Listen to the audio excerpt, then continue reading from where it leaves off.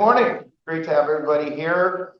We're in the throes of the long session, and I wish to recognize that almost to a person up front here, a lot of their time is being spent in critical work on our behalf, advocating for very balanced policies that are healthy largely for business as well as our community. So I'd like to welcome you to our monthly Business Advocacy Committee meeting.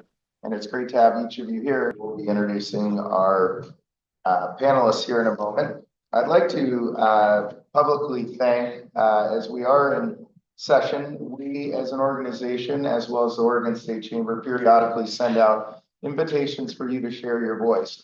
That, of course, is open each and every day. And if there is an issue, because they are coming through very quickly, that it's hitting either your business, having an effect on your business, or something of high concern, we ask that you reach out to myself, Jameson, Gideon, so you can share your voice, both with our legislators as well as our lobby teams that we partner with. It is noted that Jameson is not here today. He is back at the National Prayer Breakfast, joined by a few others from Salem, and we're very happy to have his presence there. Morning, good. And that's a lot of fun that he's able to do that, something that's definitely a passion bucket of his. So do not take his absence as anything other than fantastic for that experience he's going to have. We asked for a lot of testimony, if we could, on the diesel bill. And this is a delay in implementation of some requirements for diesel vehicles until the market catches up and we have capabilities. I'd like to publicly recognize the following Salem Chamber members that step forward and provided testimony. We are, as an organization, of course, but beyond that, Skyline Ford, Alpha Nursery, Park Boys, Capital Auto, Breeden Family Farms, Rich Duncan, Ferris Lumber, and Turner Construction. Each in our community step forward to share that with our local legislators. If you have an issue, again, and wish to have your voice heard, please partner with us, and we're very happy to get that in front of our legislative teams. And for those that would like the experience, we very much encourage you to testify live, and we walk you through how that process works. It's fairly reasonable. These do come up extremely quickly, which I think will be echoed by many of our lobbyist teams up here, but providing your voice can be very important and getting some of our considerations considered by elected officials. So we want to kick off our program with our contract lobbyist and somebody who is taking the Salem voice specifically forward to the state legislature. Welcome, Nicole Palmateer. Good morning. It's a pleasure to be here at this very early hour, but I have a 7-year-old like every day. The session is here. It's moving really fast. My colleagues, I'm sure, would agree with me. A couple of things I wanted to touch on. As Tom mentioned, last week was the hearing on the clean trucks rule and a delay in that. I spoke with the sponsor, Representative Bosshart Davis's office yesterday.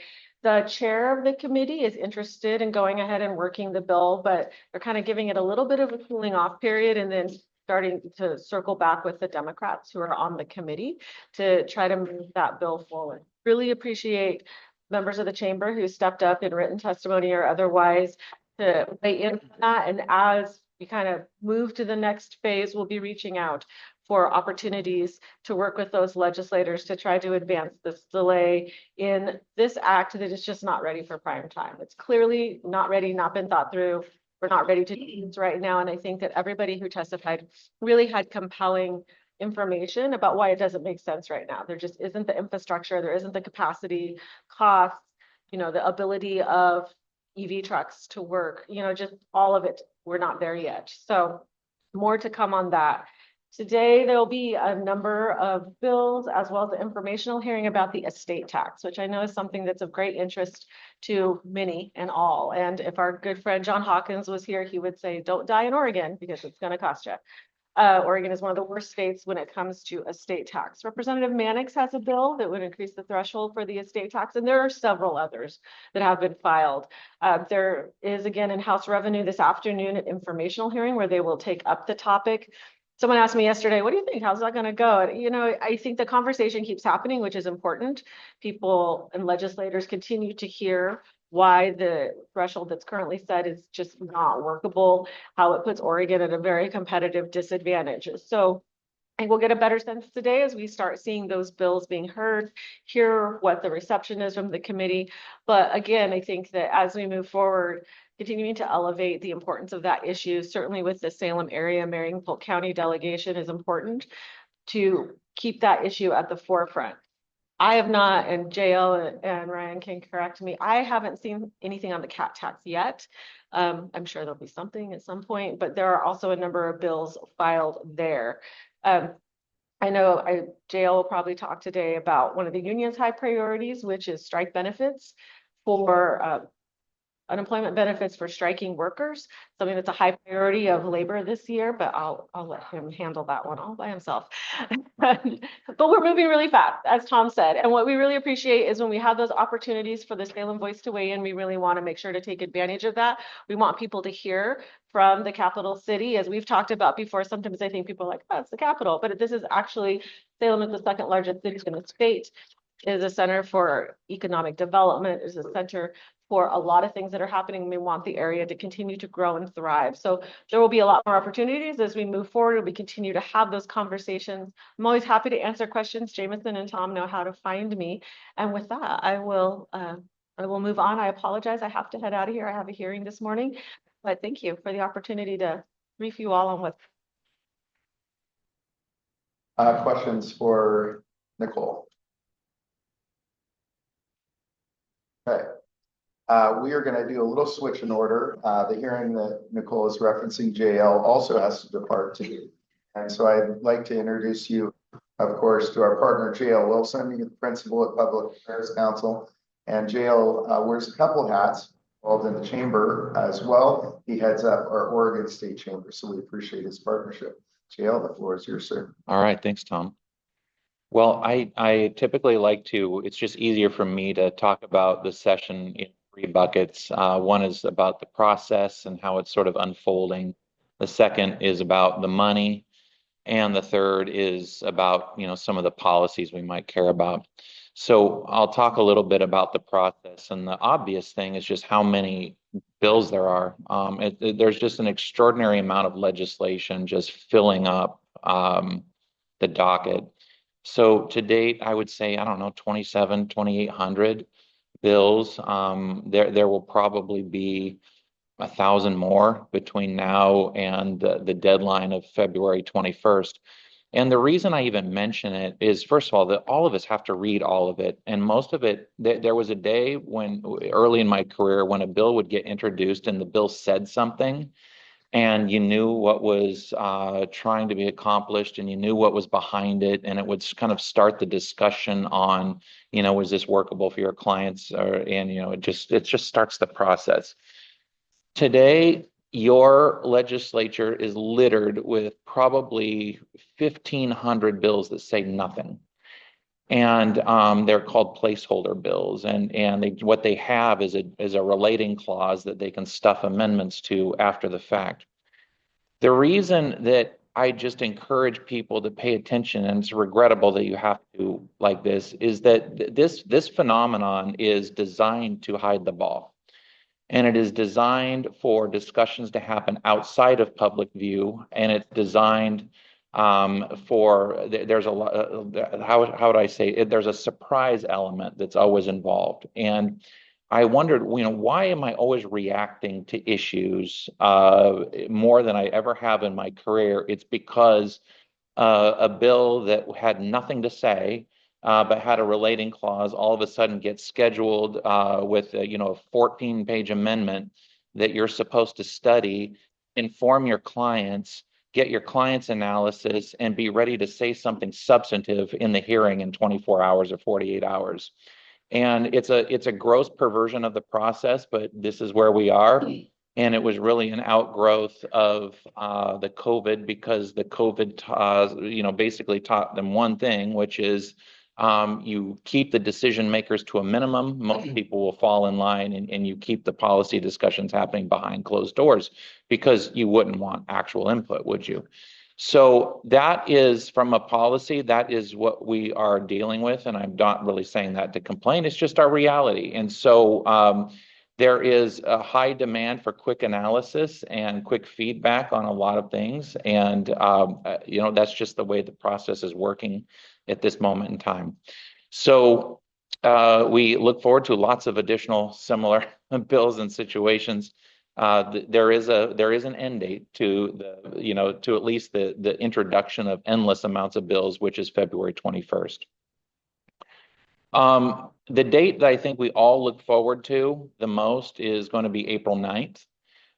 That is the date, probably the most stressful part of session is when the first chamber has to get rid of all of its bills. It has to either vote them out or they're and we all hope and pray that our bills make it under the wire, and that the bills that we love get posted, and the bills that we hate disappear. You all wish it, hope it works out like that.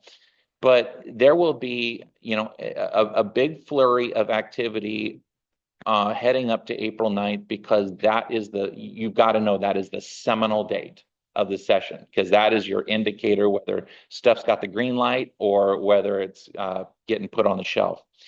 And it will cause a flurry of activity. Now, what compounds the activity here is that a lot of chairs don't have the ability to say no. And I think there's an intentional desire to make you work until the final buzzer, because there will be bills that there's no intention to move scheduled all the way to the 9th. And so it's something that is a real source of stress and a real source of activity. So you'll probably be getting alerted on a lot of issues, but just know that April 9th is when the playing field really starts to take shape. And between now and then, it is just a complete scrum. On the money side, I would say going into the session, there was some feeling that the state was going to have what it needed to pay its bills and probably have additional. I would say the confidence in that assessment has deteriorated rapidly in the last week or so, not just because of the Trump administration and what they're doing with federal funds, but this notion that the state forecasts that have been used to kind of build budgets and build expectations, I would say a lack of confidence that revenue might materialize. So there's two forecasts left to go, one next month, or actually it's this month in February, and one in May. But I would not be surprised if the finances of the state grow a little shaky. Which leads us to, what do we expect in terms of taxes, discussions around, bottom line issues for us.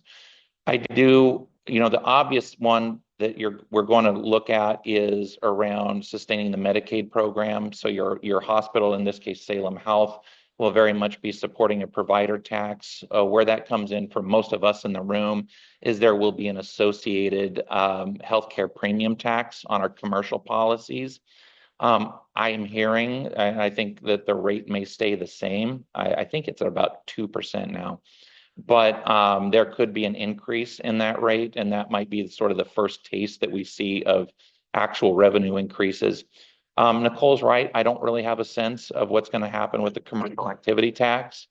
The scary thing about the commercial activity tax is that most of the money on that tax can actually be raised without a 3/5 vote.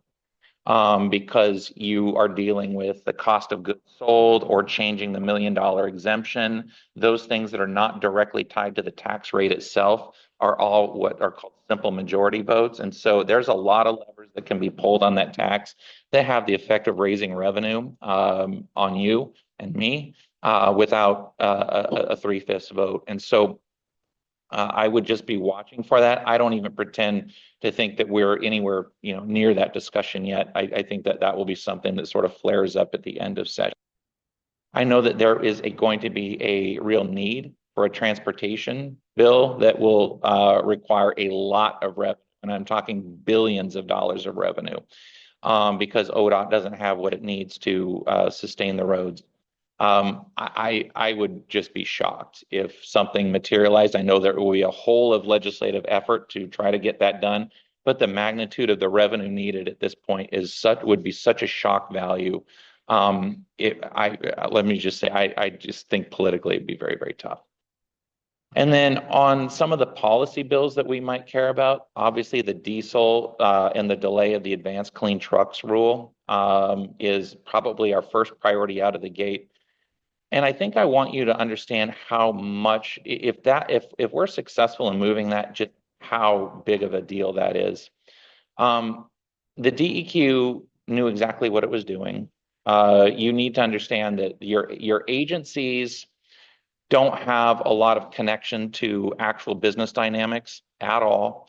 And they knew exactly what they were doing. And they had basically deluded themselves into believing that there was just, there were all sorts of companies just beating a path to EV trucks, even though they have, a fraction of the capacity, no infrastructure to support it, and, no range. I mean, they had none of the features, and it cost 2 to 3 times more.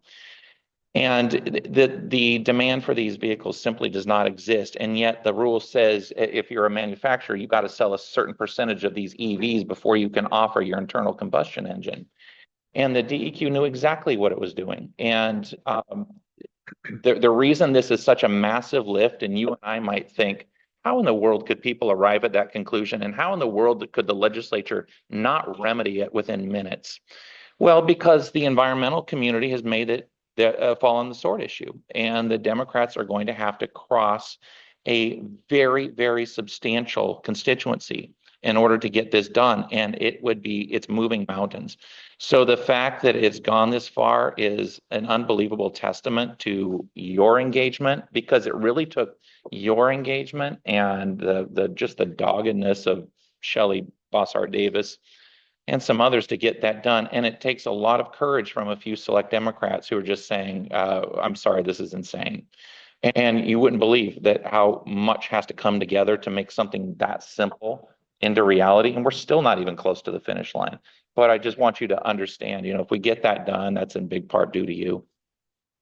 And then the strike benefits. Yes, this was alluded to. Boy, there used to be a day when business and labor would both were just so mutually dependent on the unemployment system and the support of the trust fund to provide a lifeline to people who were not employed through no fault of their own. And the fact that we're seeing now the first time that we're going to provide benefits and sort of tip the scales in when there are labor disputes is almost unthinkable that we've arrived at this place for a lot of reasons, not the least of which the focus on both business and labor on the integrity of that fund to make sure that it was whole and solvent when you had massive disruptions in the economy. The fact that that's just not considered anymore is shocking. So we live in a new world, and this is what the proposal is. I presume, we'll do our best to oppose it, but I presume that it will likely be successful. The measure that is, and then of course Nicole did mention something that I think is positive, which is the estate tax. And there was some headway last session as for if you're a natural resource business. The exclusion or the exemption was raised up to 15 million. It had some strings attached, but they didn't seem to be outrageous strings. The bill in question is, in fact, Representative Mannix's bill, House Bill 2301, and it raises the exclusion up another $7 million. So it's an $8 million total, and it lowers the rate beyond that to 7%. So, what has changed that this is all of a sudden interesting? Well, I'll tell you why. It's because Portlanders started being affected. And they have home values now that exceed $1 million, and now all of a sudden people are interested. So that is one of the issues it's clearly affecting now middle-class people, people with very modest incomes, but they've got homes with real values. And I don't think it's deniable you've got an outflow of wealth and capital from this state, and those who can go are going. And you're seeing it in everything from declining enrollment numbers in our K-12 to declining populations in the metro area. And it's become an issue where It used to be that the opponent said we couldn't do without the revenue. Now that script is starting to flip, and it's like you almost can't afford not to do it because the outflow of capital from productive people is causing some problems, and it's not something that can be ignored. I actually do think that issue has the potential for success this session. So that is a very positive note that I would like to. But other than that, you'll hear from Tom and Nicole and others about the issues we don't even know are going to pop up yet. That's just kind of what we're dealing with in the moment and what I can speak to. For JL.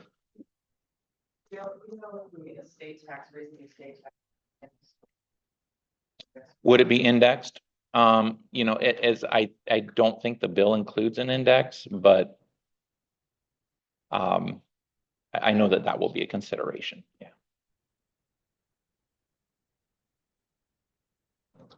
Other questions for JL? Both JL and Nicole needed to depart. We were aware of that ahead of time. Let's thank them for their work in that. Thank you both, and wish you luck today. Thanks. Very much appreciate the skill of both of these individuals. We are now going to flip over to the discussion on housing and housing in Oregon. Of course, the best person to hear from the overview is Jodi, who represents Oregon Home Builders Association. We're going to hear from our local director at the Marion Home Builders Association, and that's what we're going to speak to that. And then Ryan Tribbett, another one of our very talented lobbyists here in our community, to talk about what is going on one key issue, and certainly open that up, Ryan, for your overall thoughts on the session. And Shane, I appreciate you hanging tight with us because the city budget is a very valuable discussion as well. But I would like to turn it over to the director of the Oregon Home Builders Association, Jodi. Thank you. I also have the pleasure of representing the Oregon Realtors Association. Some of my folks are in this room, and also the Oregon Property Owners Association. So I do all things housing amongst other stuff. But as it relates to housing, it's going to be a crazy session.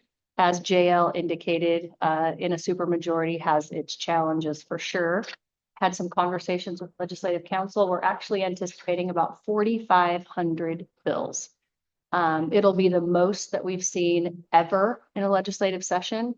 So this will go down in history. We too are experiencing in the housing space, as well as every other space in the legislature, a plethora of those placeholder bills, study bills, broad range of those bills as it relates to land use. We don't know what those are going to look like yet. One would think, being in a housing crisis, that we wouldn't be on the defense as much as we are. In my career over the last few decades, I have never seen as many poorly written and bad housing bills. We'll also be fighting the front again on landlord tenant. Ryan's going to speak probably more in detail to that, but we've got a ton of really bad bills relating to rent control. Thought we'd fought that battle before. It's back again. Somehow people forget deals that are made and reasons why you do things years ahead. It seems to fall on deaf ears. So we fight the same arguments over and over again and have to prove our reasoning to them, or you try to multiple times. That being said, there is some good things too. I'm going to go through some of the really bad things that we think we're going to see first, which again is really frustrating because I don't know how many of you saw the state report that came out on housing. It was dismal. We actually are pulling fewer permits today than we were a year ago. The governor's goal that she came out on day one and did her executive order for 36,000 units has not come to fruition. We're not even close to that. Eco Northwest just presented to the legislature and also came out saying it was dismal. And we have fallen way, way short. We need land and we've got to address process. Those are two really, really difficult things in the legislature. As you heard JL talk about the environmentalists and the department as it relates to the clean fuels and the diesel issue. We too are dealing with that.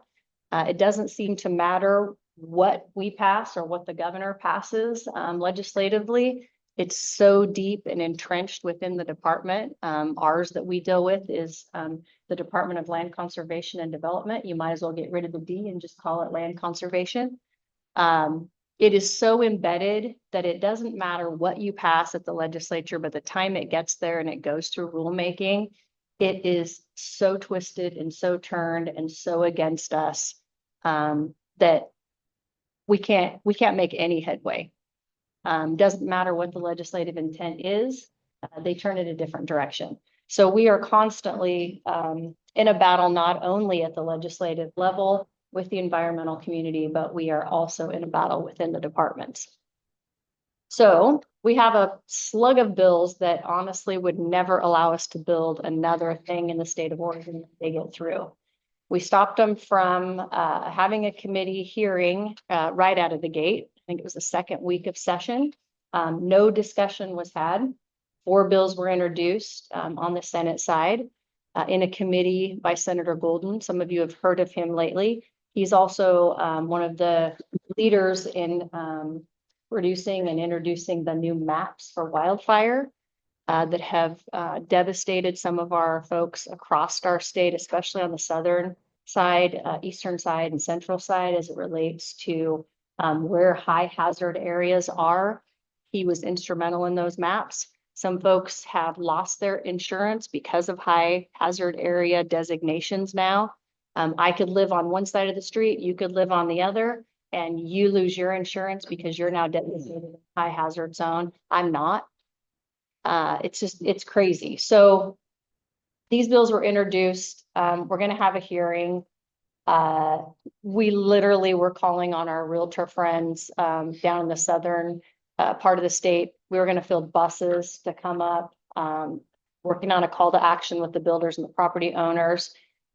Didn't have a choice but to fight back to that degree because we were going to be so outnumbered.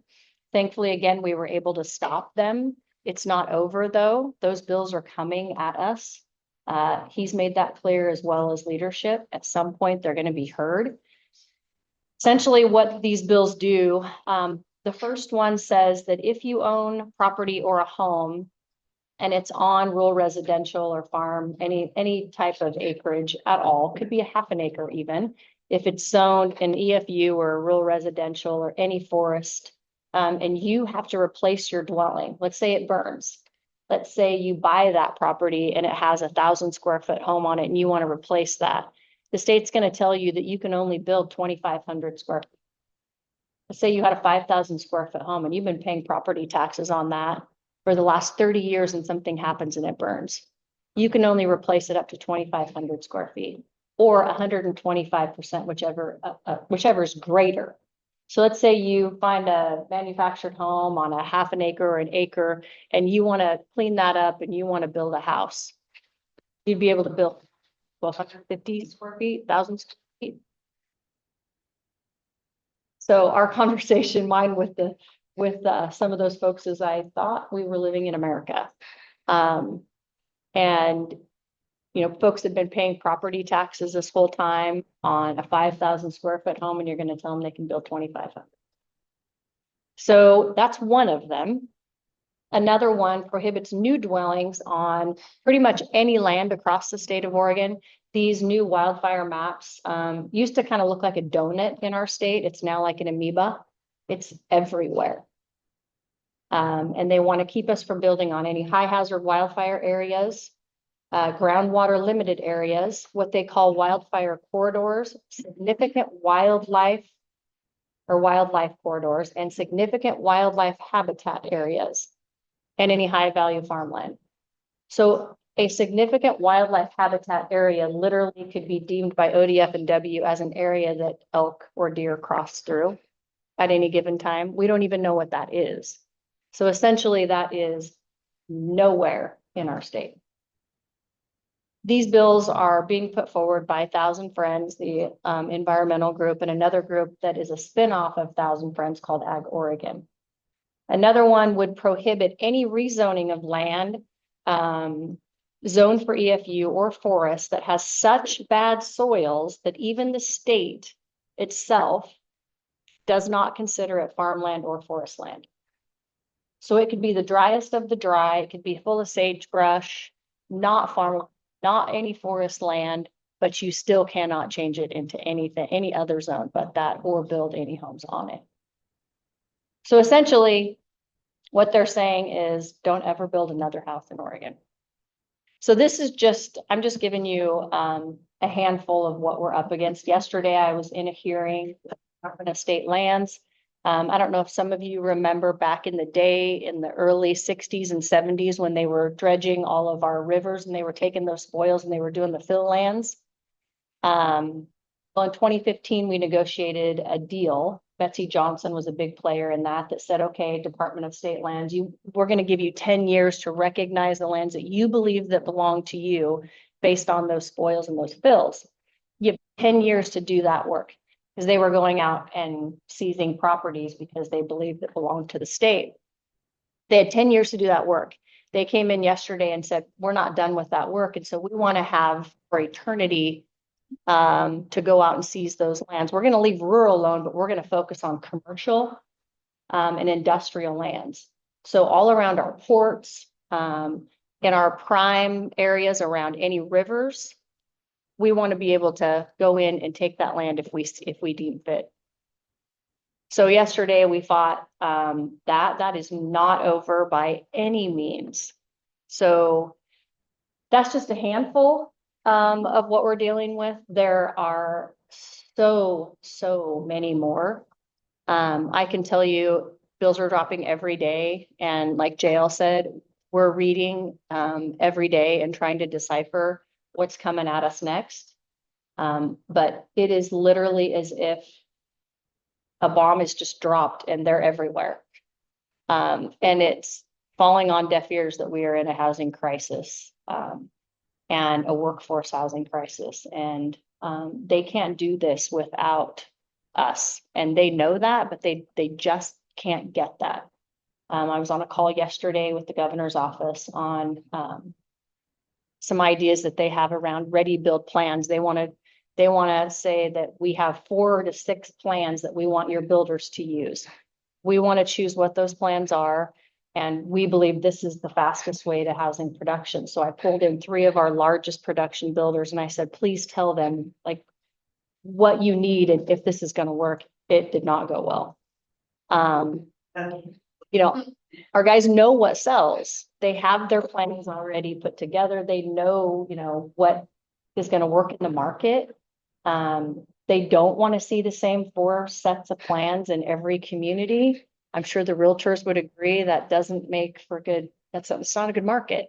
In addition to that, it really didn't do anything to speed up comp planning and all the issues that we have around the months and months and years it takes us to get through comp planning and the appeals and all of those things that happen. None of that was addressed. They continue to just not want to listen to that. So a quick little update on Senate Bill 1537. If you all remember, that was the governor's bill that was going to allow us to bring in some land into the urban growth boundary. The city of Bend right now is the only one that has begun that process. And the environmentalists have filed, I don't know if they've officially filed their appeals, but have come out extremely hard against that. We'll see what happens. We've got several cities who want to do it, but are precluded from doing it because of some of the requirements in the bill. We've got other cities who have just told landowners, we don't want to do it, go somewhere else. We are not interested. So these are all the things that we told them would happen, and they're coming to fruition. So we met yesterday with a group of senators who want to go back in and take another look at that. That is going to be a battle, but one that we are willing to go in and fight for. The city of Salem submitted an over 300-page report as to why they shouldn't have to give variances, like setbacks and different things that would allow more housing in Salem. Another reason why we need to go back in and fight, because that shouldn't have happened. Variances were in there. There was a provision that allowed cities to opt out of that, which we fought against, but lost. And we told them this is exactly what would happen, and it is. So those are all the, aren't you glad you talked to me today? Thanks. I will say that we have some, we're making some headway on an SDC. These are the good things. I'm going to end on the good, and then I have to get back over there. I'm supposed to have an 8:45, but I'll push. I didn't think I was supposed to be here till 7:15, so I'm sorry I walked in at 7:05. So you, SDC fee, deferrals till a cert of occupancy. We're working on that to help, offset some of the costs with interest, on construction loans. We've got some traction there. We're working on potentially something around trees. I know that has been a huge issue here in Salem. Has shut off and closed down. I'm sure Mike, will probably talk about that. Some really, really much needed, subdivisions that I have seen sitting on my desk that have gone from hundreds of available lots to very, very few, or folks just walking away from projects because it doesn't pencil with what's happening in Salem and in other cities around trees. So we've got some things we're working on there. Yesterday, again, we talked about a production package with a group of senators. That could end up, being the best thing ever, potentially around permitting, comp planning, all of the things that take time and years and years and years in process. So we're trying to see if we can address some things around process. We are looking at, condominium, liability reform, taking it from the statute of repose from 10 years to 6 years. That's been something that we tried back in 2019. I would say there's more of a temperature for that today than there has ever been. There's a whole coalition around that, so we're heading up that. They're working to set a statewide home ownership goal. We have climate goals. We have clean energy goals. We have all these other goals, but we have nothing as it relates to home ownership. So we're pushing for an actual statewide home ownership goal so that when we're sitting in rural, when we're sitting with these departments, we can say, hey, well, wait a minute. How does this affect the home ownership goal? So that's got some traction. Again, the governor has a couple of bills. We'll see what happens on the production side. That didn't go so well yesterday, so we'll see if they go back to the drawing board. She also has some things on middle housing, which will be duplexes, triplexes, quads, cottage clusters, townhomes. And I think there's some good things in there. I personally believe it should be all housing, not just middle housing. There are a few things in there that are good though.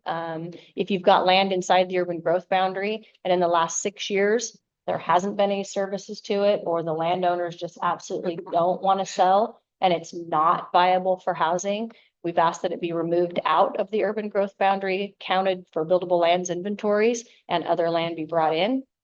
And more bills are being dropped every day. So that's what's happening on the housing front. Sarah, thank you, Jodi. You bet.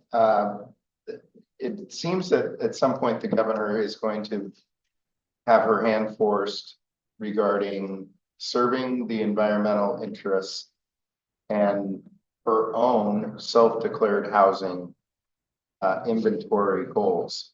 And is this just a situation that the governor is going to be forced to take the L on this and blame other people, or is this going to be something that she actually tactically has to take on and will have to go against her environmental peers to ultimately get us in a pathway where we can have home production in Oregon? Well, I think they really, her office and her, they really thought that they did against the environmentalists on 1537. Because the environmentalists hot listed 1537 and really to this day think that they were completely rolled. And that to them was so devastating. Just that small little crack in saying we're going to bring in 100 or 150 acres of land under certain circumstances was devastating to them. But what's so sad is to think that we've gone all these years since Senate Bill 100. They think that that's significant, and it wasn't, and it's not moving the dial. So yeah, I mean, at what point, I don't know, at what point do you say that still wasn't enough? I don't know. And in addition to that, like I said earlier, she's got to deal with her department as well. And that hasn't happened. It doesn't matter what we pass at the legislature, it goes into her department and through her commission, and they tear it apart anyway. So until that is dealt with, it isn't going to matter either. It's one reason our organization is paying so much attention and offering partnership where we can with OBI on the regulatory environment within each state department. Specific DEQ would be one. Yeah. And so. And there's legislation around that too. 8 CEOs sat at a table with the governor of the largest organizations in the state and said, you have to fix rulemaking and you have to fix these problems. So there is a piece of legislation that would require the departments to have to justify why they don't take comments under consideration. There's a whole plethora of like rulemaking and advisory committees, technical advisory committees, why they're not fairly distributed amongst stakeholders because they're stacked against us. So there's a lot of work that has to be done there, and we are absolutely supportive of that as well because it's an unfair playing field. Questions for Jodi? Hey, Jodi, thank you for your work. Yep. We understand we have to do it. Appreciate Jodi being here again. Each of these individuals taking on so much on our behalf, and really appreciate the relationship with Jodi over the years. We will now turn to a much more localized look at these situations, and somebody who is equally skilled and provides tremendous advocacy for this community, and that is our Director of the Home Builders of Marion, Polk, Mike Hurd. Thanks, Tom. Good timing on the discussion this morning, talk about housing and affordability. Just because here in Salem's in the midst of the adoption process of their housing production strategies. And so Jodi kind of touched on that earlier, talking about the kind of the woeful forecast of how we're doing as a state in terms of producing housing. So the housing production strategies came out of House Bill 2003 back in 2019. And basically, in a nutshell, what it did is it kind of forced every city around the state to create a housing production target. And it's been set by the state as to the number of housing units that cities are supposed to produce over the next 6 years. And then kind of looking at what are the barriers to actually meeting those targets? You know, what are the regulatory barriers and what are the incentives that a city or a county can provide, or actually cities, to actually meeting those targets? And the numbers actually just came out fairly recently. And Salem's target, which has been set for it, is to produce about 16,100 new housing units over the next 6 years. And so go back and they look at, well, how many new housing units did Salem produce over the prior 6 years? It was 36% of that. We produced, I think it was 5,800 units. And so it shows you just how short of where we need to be as a community in terms of meeting our housing needs. Because we have, and it's not unique to Salem, this is a problem going on across the state and frankly, all across the West Coast. We have tremendous housing affordability challenges that are driven in large part by a vast undersupply of new units. And that is what we need so badly. And so Salem's in the process of doing that. They'll become a council, I think, if it's not later this month, March, I believe, with their strategies. They're working with Eco Northwest on that. The jury is out, I will say, as to whether this is going to be a meaningful exercise in changing policy, or my fear, frankly, is that it's going to be a bureaucratic planning exercise where the city gets to check a box and say, we met the state requirement, we'll look at something else now. Because it's going to take, frankly, if we're going to move the needle on this, if we're going to actually produce more housing, it's going to take the city having to do things that it inherently doesn't want to do. And we're kind of running into that right now in some of our policy discussions, and I'll touch on that here in a few minutes. And frankly, even they're having difficulty doing the low-hanging fruit, as I would call it, in terms of the things that they can do to make it easier to produce housing. Let me touch on what we're seeing in Salem right now in the market, at least for new housing units. It's a big shift right now. On the single family side, we are seeing the national production builders come in and completely dominate the market. It's a completely different housing environment than it was just 8 or 10 years ago.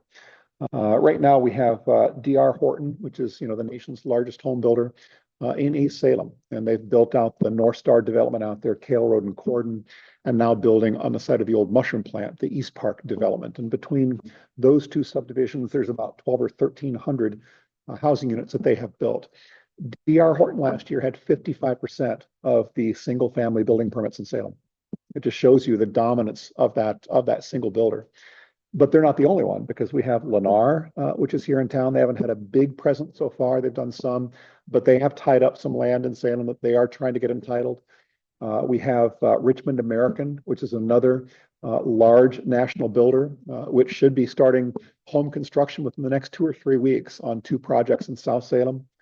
Holt Homes, which is it's ostensibly a Northwest builder, but they are owned by Sekisui House, which is one of the nation's, frankly, a global housing providers, actually out of Japan. They're in for a 560 or 580 lot subdivision in South Salem off of Battle Creek on the old Fairview Training Center site. And so we're very, very much seeing that single family market dominated by the national production builders and squeezing out the local housing providers, which is unfortunate. It's difficult for our small providers. We don't have the developers like we used to have that were willing to develop lots and sell, 2 or 3 or 10 to a number of small builders. I think that changed perhaps when we lost our local developers like Larry Epping and George Soniga that were willing to develop those parcels and sell. Thanks, John.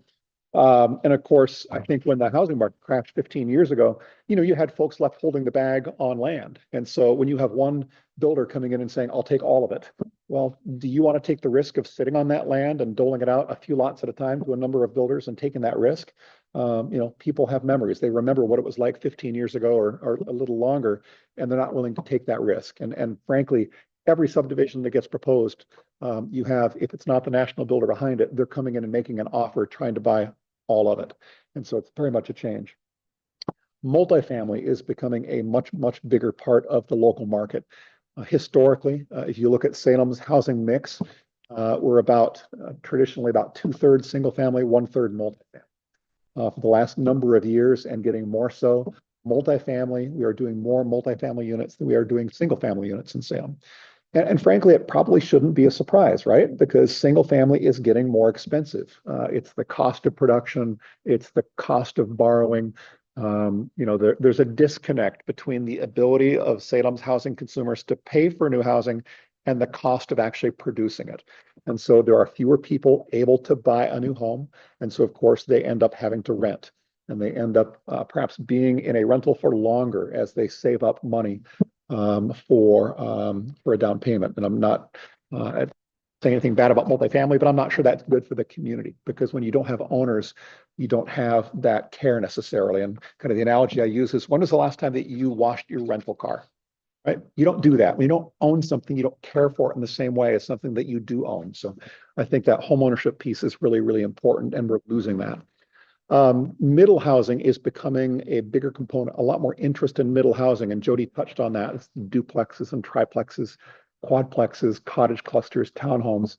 And again, that makes sense why we're seeing more of that. Of course, the state changed the rules here back with House Bill 2001 back in 2019 to require cities to allow those types of middle housing units. But at the same time, the purpose behind that, and it's even more so now, is because those units are inherently less expensive. They're smaller, you get more of them on a parcel of land. And so they're more affordable to folks, as traditional single family is increasingly out of reach. And so we're definitely seeing more developer interest in doing middle housing. And if you look at the subdivision applications that were made to the city of Salem last year, and granted there weren't very many of them, but the majority of them were for middle housing projects, whether they were duplex projects or townhome projects. That's where there's a lot of developer interest right now, is in middle housing type products. We also have new-ish city regulations that require, when somebody's developing a new subdivision over 5 acres in size, at least 15% of the housing units in that new subdivision have to be either an ADU or a middle housing unit. And so the city's kind of forcing that, but frankly, I think the market's kind of going that way anyways. So kind of talk about what's holding us back in producing more housing. I mean, obviously, there's a lot of factors at play. I mean, building material costs are high, labor costs are high, and when we've been actively building, it's been difficult at times to get labor. Obviously, financing costs are a big challenge, the cost of borrowing money as a developer or a builder, and of course, mortgage interest costs for home buyers. All of that is at play. And frankly, there's not a whole lot the city can do in those areas. And if it can, it's nibbling around the edges, perhaps. But where the city does have an impact is on the two other factors that I'll say that are really impacting our ability to produce. And one is the availability and cost of land. And of course, it is the actual cost and regulatory burden of developing that land from bare ground into finished lots. And that's where we see the problems. So on the land availability side, at least according to the city of Salem, they did their housing needs analysis back in 2014, so it's already 10 or 11 years old. We theoretically have a surplus of available land in our urban growth boundary for housing, going out as far as their study period, which went, I think, to 35, and we even had excess land beyond that. The problem is when you look at where is that land in our UGB, it's in areas that are really problematic. It's West Salem, it's South Salem. These are really expensive areas to develop. And the easy land, easy-ish land, the land that is less costly to develop has been picked over. That stuff is gone. And as one of our engineers once said, the stuff that's left has hair on it. It's difficult to develop. It's costly to develop, and that's preventing us from doing it. And so, it's hilly land, it's expensive land. And so one of the interesting provisions that came out of Senate Bill 1537 that Jodi touched on, obviously there were some abilities to expand UGBs, but there was also a provision that allowed cities to swap land within a UGB and to make that process easier. And so I've engaged in conversations already with the city to say, look, we've got land that theoretically is available, but it's not getting developed because it's so expensive to develop. Could we take that land out of the urban growth boundary and instead bring other land into the urban growth boundary that's a lot easier to develop? It's not encumbered by those same challenges with hills or topography or the infrastructure that we need to put in. And so far, I think the response has been positive from the city. They're open to looking at that. It is going to take some tweaks in the legislative language this session to make that happen. Just getting into the weeds here. When that bill was written last year, frankly, they screwed up the language, and they said, as part of the criteria for being able to do this in a city like Salem, they cut and pasted the provisions from the Portland area. So they said, in order to swap land in your UGB, the land has to be located in the Portland metro region. Well, that was an error. They copied and pasted in the wrong place. So I think we can get that fixed. I think everybody agrees that was a Scribner's error. So we can get that fixed. So if we can do that, then there's some limited opportunities to swap some land over into the East Salem area. It's limited though, just because the types of land that you can bring in, you can't bring in high value farmland. And most, but not all, of the land out there in East and Southeast Salem is high value farm ground. So I think we could possibly do that. And I think the city is open to doing that. Could we expand the UGB? In a word, no. We can't, because the city's own study says that we've got a surplus of land. Senate Bill 1537 gave certain cities the ability to do a limited expansion. But one of the criteria to be eligible was that you can't have a 20-acre parcel or greater undeveloped within your existing urban growth boundary. Salem's got that. And so out of the gate, we're just not eligible for expansion. So that's not going to happen. So let's talk about maybe some of the other barriers, I guess, to developing the land that we do have. The tree ordinance that Salem has, and Jodi kind of made mention of that. Salem's tree ordinance that was revised here 3 years ago or thereabouts is proving horrifically problematic for development. Because basically what it has done is to say that if you have trees over a certain size, and they're Oregon white oaks over 20 inches in diameter, if you have any other species over 30 inches, those trees absolutely cannot be removed. And it's not just that they can't be removed, but you have to draw a protective circle around them. And so let's say you've got a 30-inch Doug fir, that is going to be a 60-foot diameter around that tree that you have to protect. Well, think about what's the distance typically between homes on our traditional subdivisions right now. It's about 10 feet. So you got the 60-foot circle that you can't build inside, you can't do construction activity in. It really is making sites very, very difficult to develop. And we have folks literally just walking away from parcels. I'll give you an example. We have one of our builders was looking at a small parcel in South Salem. It was 1 acre to 1.5 acres, and he wanted to do a small townhome project, which is exactly what we need. It's more affordable housing. It's what the city is saying we need. But he looked at that parcel and it had a number of trees on it. And he said, this doesn't make sense. I can't do this. And the city says, well, yeah, but you can come in and you can apply for a variance.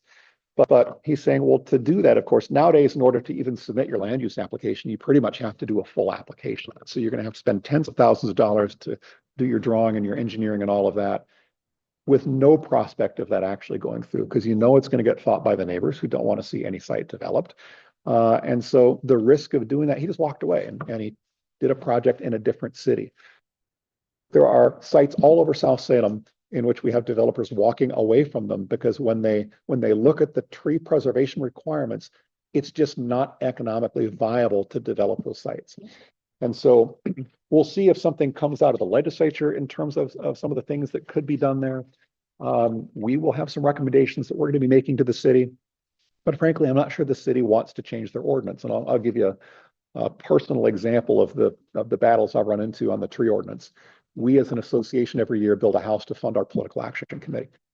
So we bought a lot out there in Wren Heights, which is a project that Tom Kay did in South Salem. And when that project was developed, the new tree ordinance wasn't in place. And so realizing what the various rules were, the lots were drawn out and everything was platted. We come in, we buy one of the lots and it's on the perimeter of the subdivision. And it turns out that the neighbor has a tree on their site that's a preserved tree. Okay, you can't remove it. Well, we're not removing it, of course, because it's not on our lot. But at the same time, that tree ring that I talked about, that protective zone, extended so far into our lot that it made the lot completely unbuildable. You couldn't put a house on it. And we ended up not realizing this at the time. We dug out the house because we moved over as far as we could to avoid that tree. Well, the city came in and fined us.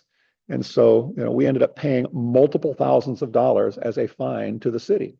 And beyond frustrating, saying, what else could we have done? There's literally nothing else we could do with that lot. That's a $175,000 lot that we bought. What are we supposed to do?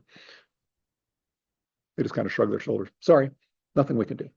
And so it's just frustrating because it's not just the ordinance, but it's, I think, the unreasonable approach that they have at the staff level in just a common sense look at what this means in terms of producing needed housing. So that's just my personal example of it. Permit efficiency is another big issue. And it's frankly, Salem does a pretty decent job on building permit turnaround. They're one of the better cities in the state. They're not perfect, but they turn stuff around pretty quickly. They're pretty reasonable to work with. Not so much on the land use side. I mean, you're looking at 3 to 4 years to get through the city's process. And that's a lot of risk. If you're a developer tying up a parcel, what's the market going to be like 3 or 4 years from now? Who knows? And it's a lot of money to tie up and it's a lot of frustration. Just a myriad of stories of developers that report going to the city and they submit their application and they get the report back from the city saying, we want you to do these 6 things. So they spend 2 months working with their engineer. They come back, they do those 6 things, they come back to the city. And the city goes, great, thanks for doing that. Now we've got these other 5 things we want you to do. And they go through that process of what we call fetch a rock 5 times, 6 times, 7 times, rather than coming in once and saying, hey, why don't you tell me everything you want right up front and give me time to go back and do it. Let's not play a game of back and forth over a number of rounds. So we have communicated that to the city. The city ended up hiring Moss Adams to do a nice report on development efficiencies and permitting efficiencies. I'm not sure there's been a huge change in the city's process. I'm not sure they want to change. If the city is going to encourage more housing, they need to find ways to get out of the way. That's really what it's going to take. And part of this process they're looking at right now on their housing production strategies, if you happen to sat through the webinar they had here last week, they talked about things like urban renewal agency expansion. They talked about could we come up with financing incentives for folks? All of this takes money. And as we'll probably hear from Shane, the city hasn't got a ton of money right now to spend on stuff like that. And so we've been trying to convince them that, look, you've got to get out of the way. And we've got a real clear example for them right now. And this, again, goes back to Senate Bill 1537. Senate Bill 1537 gave cities the ability to, I shouldn't say gave the cities the ability, 1937 gave developers the ability to get automatic adjustments on certain land use criteria. And for example, you could right out of the gate going in know that you could get a reduction of 10% in the minimum lot size, or you could get a reduction of 10% in your setbacks, or you could eliminate requirements for facade articulation, or you could get adjustments automatically in terms of window glazing. I've got a whole myriad, I've got a whole page of what these adjustments be, which is great for a developer, because if you have a parcel in which you know that you're going to need these adjustments to make that project work, you know going in that you're going to get it. And you're not going to have to take the risk of doing all your drawings, going into the city, hoping they'll give it to you. And if they do give it to you, knowing that you could be appealed by opponents of your project. It provides certainty. And if there's certainty and a reduction of risk, it's a lot more likely that that developer is actually going to go in there and make application for that project, right? Well, as Jodi mentioned, City of Salem came into the state and says, hey, we want to be exempted from being told what to do on these adjustments. And so we shouldn't have to do that.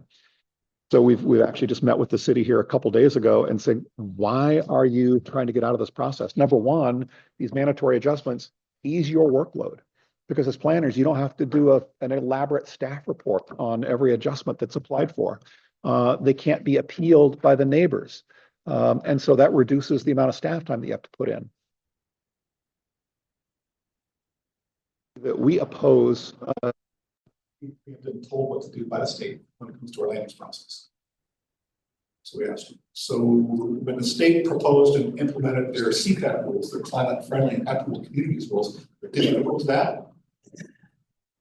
Okay, so I got to wrap it up. So anyways, point is that we're trying to work with the city to encourage them to take steps they need to. I'm not sure they're going to have the willingness to do that. It's just a lift. They're inherently, they don't look at the world like we do. And I'll be really quick here. SDCs are another issue that are going to come up this year with the city. They're going to start a process here this spring looking at system development charges, fees they charge for infrastructure. They've got a couple issues going on.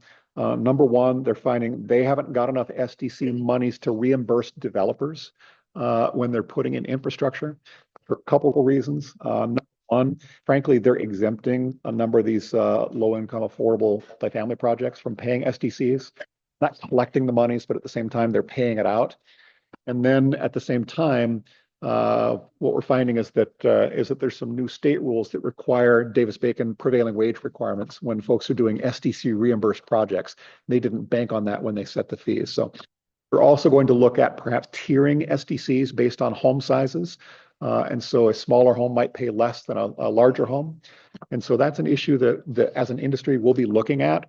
In theory, it sounds like it might be appropriate, but at the same time, when you look at the Census Bureau numbers, there's not a big difference in the number of occupants that live in a 1,700 square foot home, for example, versus a 2,500 square foot home. So we want to make sure that if they do that, that it's based on the data. It's not just based on a kind of a social engineering effort to try and force people into smaller homes, because that's what we want. So there's a lot of stuff coming at us, but I think my time is about wrapped up. So I'll turn that back over to you. Happy to answer questions. Thank you, Mike. This is the same city that is preparing operating levy for the building. And I really hope our Councilor Nordyke kicked off this year's council session talking about affordable housing. And yet we've just heard exactly some of the hugest impacts of why we're not having that here. My hope is that our city councilors will watch the last 15 minutes of this presentation as they go in, and we will I'll work with Jameson to part this into something very digestible, hopefully for them to take a watch on. But there's I sit here just personally extremely frustrated hearing our internal city staff processes. And I'm grateful to have Councilor Matthews here today, and I'm hoping our leadership can talk about the complexities of these issues and what is the real effect in this community for people trying to build and provide the governor exactly what she is calling for, and that is housing stock and affordability. So incredibly dynamic and complex things you're taking on, Mike. Thank you. I appreciate partnering with Mike quite often as an organization. It's great to have you here. Questions for Mike? Yes. We heard from at the state level that, there's pressure on the environmental groups. It's all needs, what is the thinking of the person on the other side of the table? What is motivating city staff? Do you have a sense of what is motivating city staff to put these kind of? Can you repeat the question? Yeah, exactly. So Amy's question is, what is motivating city staff to put up these kind of roadblocks? Well, it's a complicated question, okay? But I think inherently they work for the policymakers that set these policies in place. Okay, so when it comes to the tree ordinance, for example, you've had a council in the past that has been, I think, a lot more hostile towards development and a lot more favorable towards environmental protection and not so concerned about housing. And so I think they're reflecting the folks that they work for in that respect. And so I'm hopeful with the new council to be, a little more level-headed approach to it. And so that's why we're coming back and we're going to make some proposals to make this a more reasonable ordinance. At the same time, I just don't think they see the world necessarily the way we do, and we can't expect them to necessarily. But at the same time, that's our job to educate them about the impacts of the policies on the difficulty of providing the housing they want. So. Definitely. You have the opportunity conversation. Why you can't. Additional questions for, yes, Kurt. Mike, 2 weeks ago, I heard an amazing statistic that blew my mind, which was in 2024, we closed the lowest amount of single family residential transactions in the United States since 1995. A lot of us lived through the recession, right? That was horrible. We closed 250,000 fewer home sales last year than we did the worst year of the recession. Yet right now, here we stand in 2025. Prices really have not measurably dropped. Interest rates are not expected to come down. I sense that we've got a floor that's going to collapse on us. What's your kind of at this point in time, especially with the restrictive locally, with the restrictive laws that you're talking about? I'm definitely afraid of what's ahead of us. Yeah, I mean, I think the good thing for the new construction market is that we have such a shortage of homes. Okay, and so I think that's always going to help us. It's just going to shift the type of production to more affordable types of units. I think you go back to when the housing market collapsed back in 2006, 2007, we'd have asked oversupply of housing. And so you look at the inventory we had on the market, we had a 2-year supply. Now for new construction, we've got a 2.5 or 3 month supply. And so from a new construction perspective, I don't see the floor dropping out just because there's an undersupply and we need more of it. I just think it's going to force a different type of product, a more affordable type of product. Mike, thank you so much for your work in this. Let's recognize. We are going to now something very similar to this and talk about a series of things that is going on at legislature and Ryan Tribbett with Pac West Lobby, who is another organization we partner quite often with. It's going to give us some insight on what's occurring over at the state capitol. Yeah, thanks, Tom. Before I get started, though, I want to put a fine point on something that JL and Jodi talked about, the number of bills, the sheer volume of bills that we're dealing with in the legislature. And since 2019, that number of the bills just continues to go up and up and up. And the reason that matters is they sort of inundate the process with so much garbage that it sort of forces out any kind of meaningful conversation about the stuff that really matters. As a practical matter, for what it feels like being a lobbyist on the ground in the building every day is just not uncommon. Like when we get towards that chamber deadline that JL was talking about, where we really know what the universe of threats is that's going to actually advance through. It's not uncommon in an 1.5-hour hearing to have 20 bills up for hearing and possible work session, 20 bills. So just to move through, procedurally through how you adopt those is gives about 3 minutes per per bill, let alone, so there's no meaningful discussion. So the bill that I'm here to talk about is House Bill 3054. Hopefully you're receiving some phone calls about that now because we're doing an aggressive public affairs campaign. What this bill does is about rent control and a new thing called, for Oregon, called vacancy control. So rent control as it currently stands, there's been some changes over the last 5 years. So first they implemented it at 7% plus CPI. Then they came in a few years later, put a 10% cap on that. So it's 7% plus CPI up to the 10%. What they're proposing in this bill is just to move it down to CPI. So the conversations we're having make absolutely no sense at all. When you look at the rates of inflation for everything that has to do with building that supply or maintaining it, construction inflation is higher than CPI, wage inflation is higher than CPI, utility inflation is higher than CPI. Basically, all of the cost drivers within building and maintaining multifamily, whether it's a mobile home or anything else, is much higher than the CPI for like the cost increase for bananas or groceries or the other things that go into the CPI generally. So the vacancy control piece is exactly the real problematic provision in it. It means that you can't even move the unit up to market rate in between tenants. So even if people in our polling shows, because we're waging an aggressive public affairs campaign, we have DHM in the field for the last 6 days doing statewide polling. We're oversampling in the Salem area, so we have good information that we can provide the chamber and its members with. But that one's the real killer. It will drive investment out. It will result in less in housing investment, not more. And for Democrats, who obviously are in supermajority control, I mean, it runs counter to what their own leader, Governor Kotek, said she wanted in her State of the State speech. She said, put the foot on the gas, keep it on the gas of production and supply.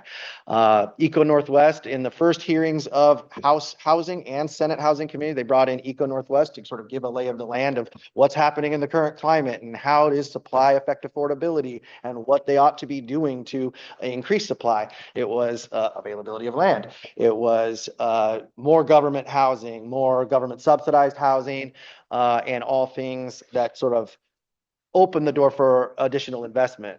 What did they do in their first hearing that they had on a bill? Bill they heard, 3054, rent control. It was something that in at least the Senate Housing Committee, they were asked point blank about what was the impact of rent control. And they said it would have a dampening effect on investment, not expand it. Yet this is now where we're going. First priority. One thing the economist said was not going to help the situation.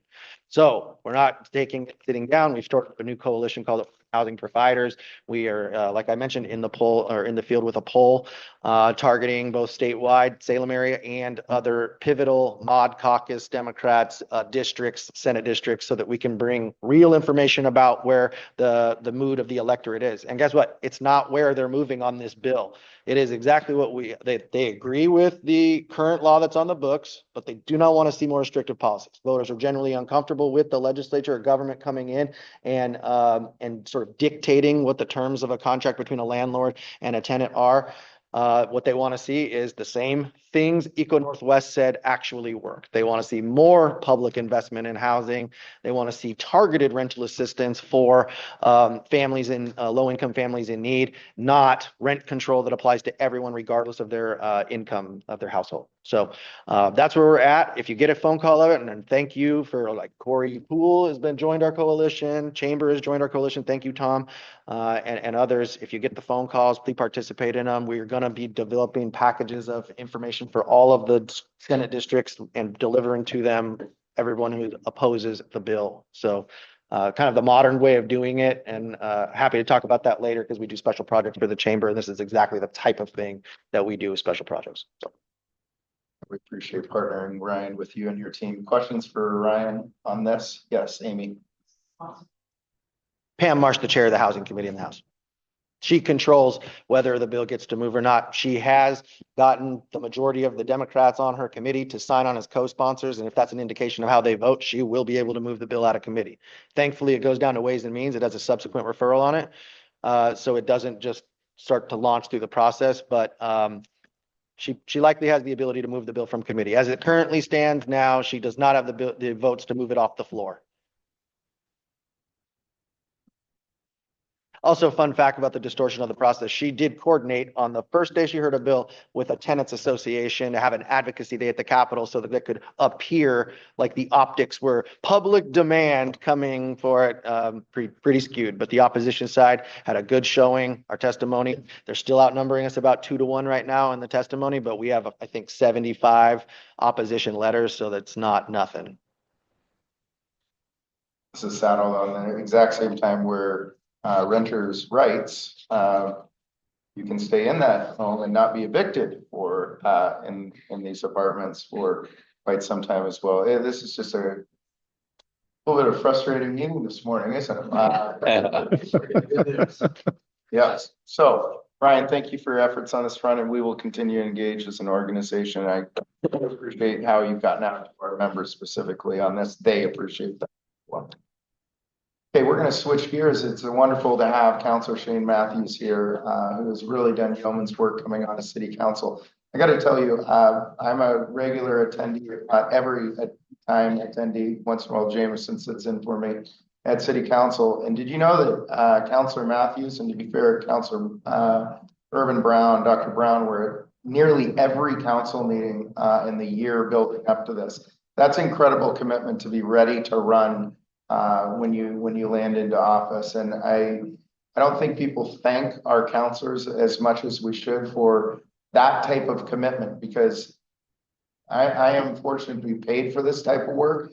All of you are volunteers, and we ask a lot of you as volunteers, but Councilor Matthews receives no pay for this. He is working on the betterment of our community. So Shane, thank you so much for being ready to run, and we look forward to a budget update or whatever else you'd like to speak on at the city level. Yeah, thank you. Well, been all doom and gloom. I'll bring home all the good stuff now, I guess. Right, that's what the city's known for.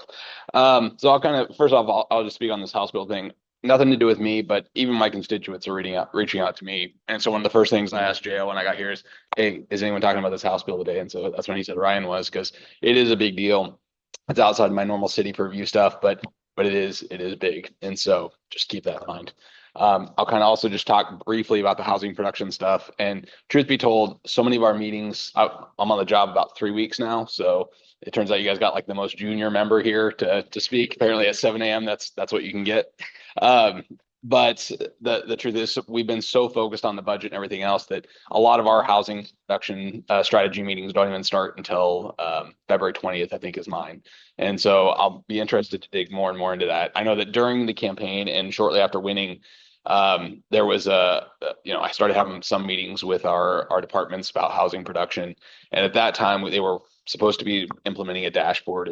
And Mike talked about a report that Moss Adams had done that kind of showed some of the metrics about whether city was meeting or what they weren't. And one of the things that really pointed out in the metrics that I saw was that exactly what Mike's talking about, the renditions. It's not just the amount of time that the city has something in their possession, because they might return it to you somewhat quickly. It's just a matter of then they've given you something else you have to do. And now you've got to go figure out this process. Then we give you something else to do and you figure it out again. And so the amount of renditions that we were giving builders is really, I think, one of the biggest things that I'll be looking at kind of moving forward is figuring out how to adjust that. So we have less of those renditions that we're going back to builders with. But we were supposed to have that dashboard come in January. I got told yesterday that no, we aren't. That did not happen. So it's supposed to now happen in July. So I'll find out more about that on the 20th about what was our delay there and everything else. But that'll hopefully at least give some transparency for how long each one of these processes are actually taking, right? So that's a little bit on the housing production piece. But Mike's not wrong. There's been a real focus on the affordable housing capital A for a long time. And I think we're having a shift to affordable housing lowercase a, which is housing as a whole being a little bit more affordable. At least that's where our shift should be. So I'm focused on that. So we'll talk about some stuff that aren't quite as controversial. Airport landing fees. So just some things that have happened the last few weeks in council. We just approved airport landing fees. In the past, it hasn't cost anything to basically land in the airport. Now they're going to start having a cost for anything over 7,000 pounds is what's been proposed. We'll reevaluate it at a year mark to see One, if it really brought the income in it was supposed to. Two, who were the people that were impacted that we weren't expecting? I know that there were some flight schools and everything else that were really, really concerned about how many times they have to land and how that would impact their business. And so I think that was part of the push. There was a push to go from 5,000 pounds of a aircraft to 7,000. The other big thing that it does, and maybe the most important thing, is if you land in our airport past 5 o'clock when our tower closes, we don't know you're here. We don't have any ideas. We have no idea who's landing here. As long as you're out of here in the morning by the time the tower opens, we'll never even know that you were in our city. So this puts some tracking mechanisms on that to be able to say who was in our city at what time in landing you. So there's some benefit to it. Let's see. Outside of that, another big thing that you might have saw in the paper, medical waste increases. So for instance, for the hospital is 168% increase on their medical waste. The thing I want to push through on that is there's no benefit to the city in this. So this is strictly because Covanta or Reworld, I know it's Covanta, because it closed. So because we're no longer incinerating our trash here, and we now have to take our medical waste to Timbuktu to be burned over there, or disposed of over there, it's costing a lot more money ultimately. And so this was mostly a pass-through cost, is my understanding of it, is that this entire increase was not something that was necessarily about the city getting any more money. It didn't bring any more money to the city. Secondarily to that, though, it was a question I asked that in the event, because there's some question mark about what will happen in the future with Covanta. I know that they're still kind of working with DEQ to see if there's some potential to have that continue to operate, if it ever does. And what I've been told is if it opens back up, then we would reevaluate the fees at that point. So we'll see. Let's see. Biggest thing everyone's interested in mostly is the finances, right? City's out of money. You guys have heard this. There's just new info to anyone? No, I think you've been hearing that for a while. So I'll start with kind of what's been happening in the recent history, and then kind of what's coming in the future. So one thing that happened was this forecast review team. Some people in this room, Jim Boo was on that team, and that was basically a task force that was tasked with looking at how we forecast. So originally we had an $18 million projected deficit in the city. That team basically looked at historical data. So how does the city currently, what do they assume is going to happen for the future as far as COLAs? What do they assume is going to happen as far as our salary savings on all these different factors? Looking at them and saying, are they reasonable, or historically have we seen something different? That team was able to kind of see some different projections and took that deficit from 18 million down to a projected 14 million. The thing I'll say, this is all assumptions. No one knows for sure. Maybe we're right. I was on that team too, so I agree with those particular projections. However, they are just projections. So we don't know. They're not real numbers. They're just what we think is going to happen. So that's something I always want to caution people, because I think it helps with the goal of what we need to get to, but it doesn't necessarily 100% mean that we're right. But I feel pretty good about it.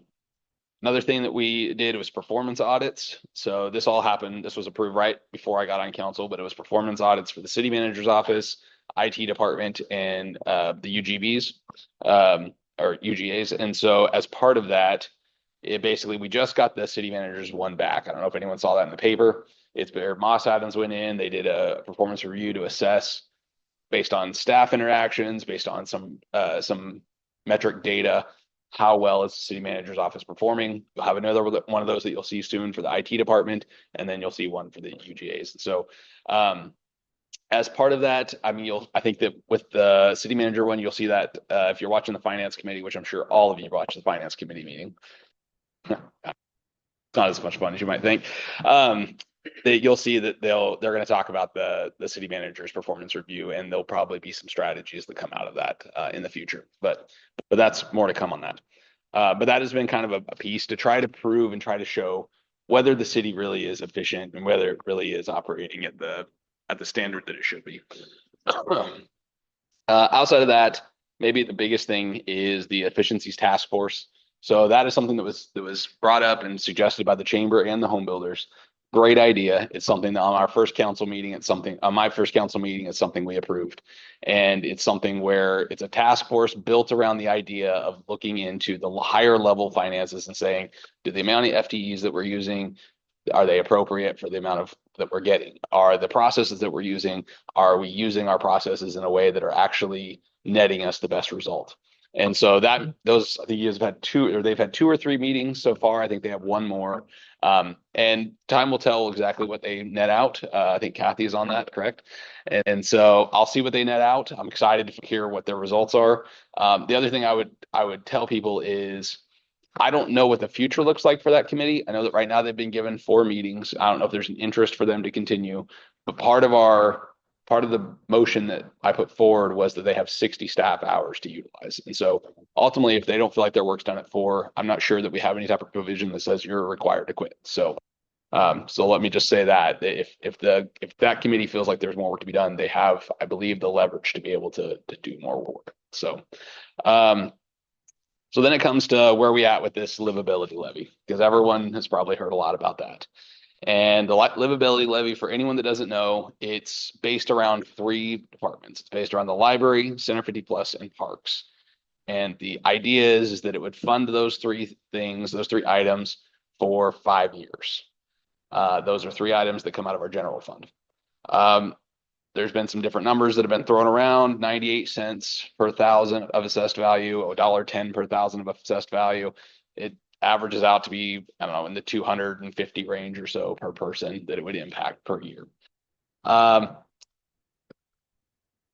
Here's what I want to make sure everyone understands. So the livability levy will likely go on the ballot. I think everyone from the council has signaled that we don't have a good reason not to do it at this point. The library board has stepped in, and one of the biggest oppositions for me was I have every bit of data says this is not going to pass, because every bit of data says that the community is not open to more revenue right now. They're not open to a levy. And so I'm not going to spend taxpayers' dollars to go and find that out ultimately. So that was one of my biggest hiccups. And that was one of the things I was most vocal on in the very beginning is I'm not going to go out. It costs, at the time we were getting projections, it was going to be $300,000 to put this livability levy on the actual ballot. Now with some other bond measures that potentially are going to go on at the same time, our costs have apparently dropped down to $35,000. Don't ask me how it can be that drastically different, but it is shocking. And so because those costs have reduced, the library board has stepped in and they're contributing up to $50,000, which should cover our entire cost to put this on the ballot. At that point, it makes it really, really tough to say, no, we're not going to give people a choice. One of the biggest complaints I had about the payroll tax was that it didn't go to the ballot, right? That you had to go out and fight for it to even go on the ballot. Whether you agreed with it or not, it should have been your choice. And I think that's where most people really felt about the payroll taxes, that it shouldn't have been something that was just decided by a council and not given to the public. I would be hypocritical to do the same thing here with the library levy, to say, I'm not going to send it to the voter just because it's not exactly what I would prefer, or it's not exactly what I would want. I don't hate it. I think that there's some benefit to it, but it definitely does not meet the exact need that I'm looking for. But either way, it's your decision. It's not 100% my decision. And so that's where I think this is probably going to head. I think that this will probably go to the ballot. I think it'll probably go with full vote from the whole council. I'm guessing that everyone's going to vote to put it on the ballot. That doesn't mean everyone's throwing their heavy weight behind it, but it definitely means that we all agree that you guys should have the choice to decide. So I think that's what's happening with the library levy here on February 10th. Make sense? Thank you, Councilor Matthews. The complexity that's added to this is Chemeketa is also committed to the ballot. So you as a voter, if you live within Salem city limits, are going to see 2 requests for dollars. And there has already been some very loud disgruntlement by a portion of our community. Ironically, one of the progressive groups is very adamant that Chemeketa needs to pull themselves from this ballot. So a lot of very interesting conversations ahead. This room needs to be filled. I think if you looked at today's content, it was incredible. We leave here with much more knowledge than we walked in with, and we need to bring your peers to this table. I want to thank Councilor Matthews for his time on our behalf.